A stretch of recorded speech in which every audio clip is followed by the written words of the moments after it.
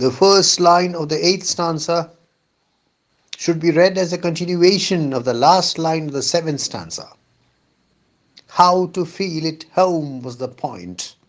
That is how the eighth stanza opens. While the seventh stanza concludes thus, and learn to laugh again at home. The poet has come home. The poet has returned to India, to Bombay, to his house. He has reached home. But is he at home? That's the question. And how to feel at home was the point. There are numerous persons who are never at home at home. It is not enough that you return home. You must feel at home. Is the poet at home in his house, in his city, in his country? That's the question. I think we can apply the concept of unhomeliness developed by the post-colonial theorist Homi Bhabha to this passage. Unhomeliness is not having a home, but not being able to have a home. Eventually, I hope to engage a class on post-colonialism on Homi Bhabha, but for now it is enough that we understand that the post-colonial concept of unhomeliness can be applied to this passage. The poet has come home, but is he really at home? Some reading had been done, but what had I observed except my own exasperation? Exasperation means irritation, annoyance, the feeling of not being able to solve a problem, giving up on someone, or giving up on a problem. Some reading had been done. I think the poet is putting it very modestly. I have understood that Nissim Ezekiel was a voracious reader right from childhood. If there was one thing that he did day in and day out, day after day, it was reading. Some reading had been done. But what had I observed except my own exasperation?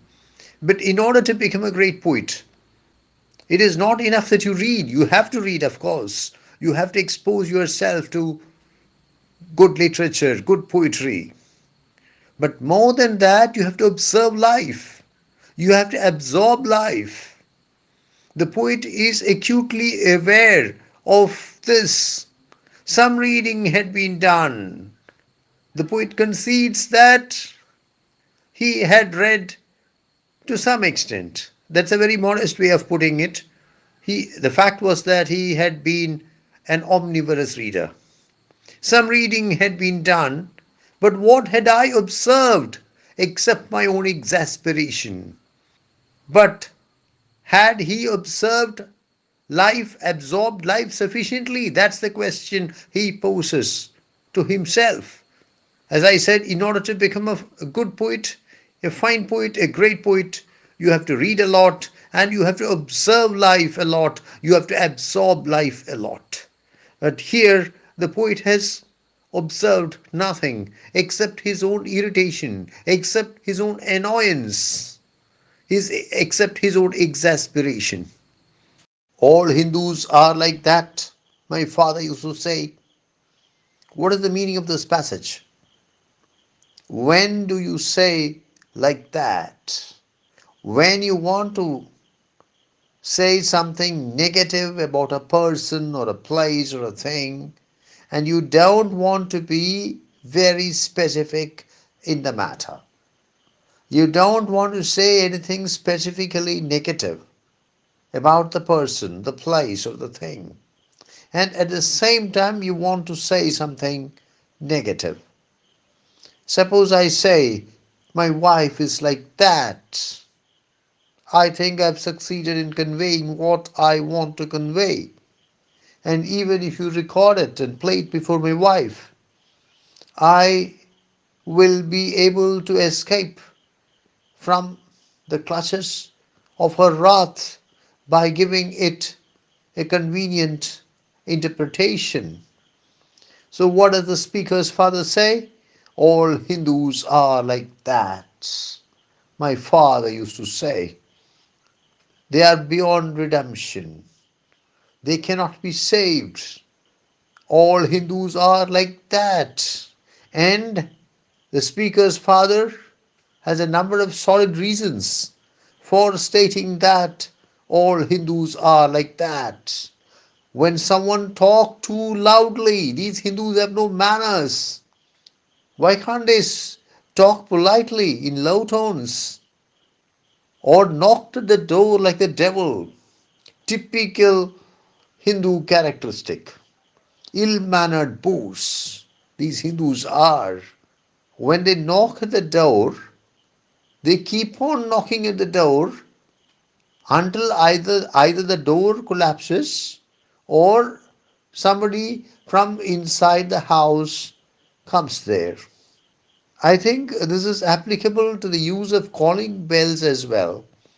They keep on ringing the calling bells continuously until either the calling bell starts developing functioning problems, until either the calling bell stops functioning or someone from inside the house comes there. These Hindus are ill mannered boors. They don't have manners. All Hindus are like that. My father used to say, when someone talked too loudly or knocked at the door like the devil, they hawked and spat. My God, why can't they be more mannered? Why can't they be more polite? They hawked and spat. To hawk here means to gather spittle in the mouth, and spat. To spit means to forcibly eject saliva from the mouth. They hawked and spat. I think you have now got an idea of what hawking and spitting mean. They sprawled around, they spread around. Sprawling means very wide, sprawling estate. It's something which is very wide and also a bit irregular, a bit untidy, a sprawling estate. They sprawled around means they spread around. I prepared for the worst, married, changed jobs, and saw myself a fool. I prepared for the worst. It's not clear what the poet has in mind while penning these words. Is it about life in general, or is it about any specific aspect of his life, such as his marriage? Did he enter into marriage expecting or preparing for the worst? Married, changed jobs. Nissim Ezekiel married a Jewish girl called Daisy. He used to say that it was a semi love marriage. I think it would be more accurate to state that it was a semi arranged marriage. The marriage ended in separation. They were never formally divorced, but for long years, for long decades, they lived apart from each other. Changed jobs. Nissim Ezekiel tried his hand at various jobs before opting for teaching. For example, he worked as a copywriter in an advertising firm. He worked as a manager in a picture frame manufacturing company. Saw myself a fool. I think nothing great about it. It's not a big deal. Most men, after they marry, they see themselves as fools. I think that an attempt can be made to relate this area of the poem under discussion, this area of background casually, with A passage from another rather long autobiographical poem of Nissim Ezekiel, Case Study. In Case Study, Nissim Ezekiel says, I quote, his marriage was the worst mistake of all. Unquote. I think you can use this line as a parallel passage while annotating or explaining the stanza in the poem under discussion. His marriage was the worst mistake of all, although he loved his children when they came. He spoilt them too with just that extra doll or discipline which drove them to the wall. His wife and changing servants did the same. A man is damned in that domestic game. You can quote either the first line of the stanza, his marriage was the worst mistake of all, or the last line of the stanza, a man is damned in that domestic game, while trying to explain the passage under discussion.